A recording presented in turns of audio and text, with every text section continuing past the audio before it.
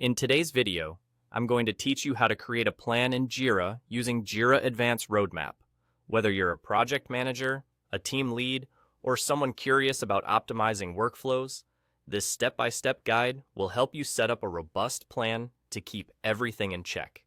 So, let's dive right in and get started on setting up your first plan in Jira. First, navigate over to the left sidebar. As you gently hover your mouse over the Plan section, you'll notice that a plus icon appears.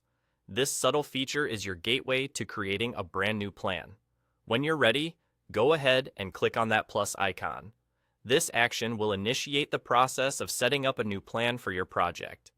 Once you've clicked on the plus icon, it's time to name your plan. The name should be something meaningful and descriptive so that you and your colleagues can easily identify it later. This is an important step as the name essentially becomes the plan's identity within Jira.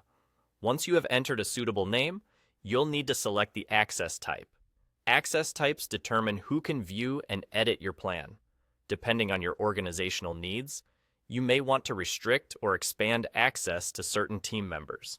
Ensuring that you've selected the appropriate access type is crucial for maintaining control and security over your planning domain. With the naming and access type taken care of, let's move on to adding the work types to your plan. In this context, work types can be understood as the various inputs that contribute to your plan. Here, you have the option to add boards, projects, or even use search filters.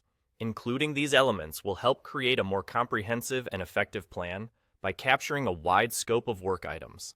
This ensures all relevant work is aligned and visible within the plan. Just make sure you carefully select the work types that resonate with your project requirements and team dynamics. Now that everything is set up, it's time to finalize the creation of your plan. Go ahead and click on the Create button, and just like that, you've successfully set up your plan in Jira.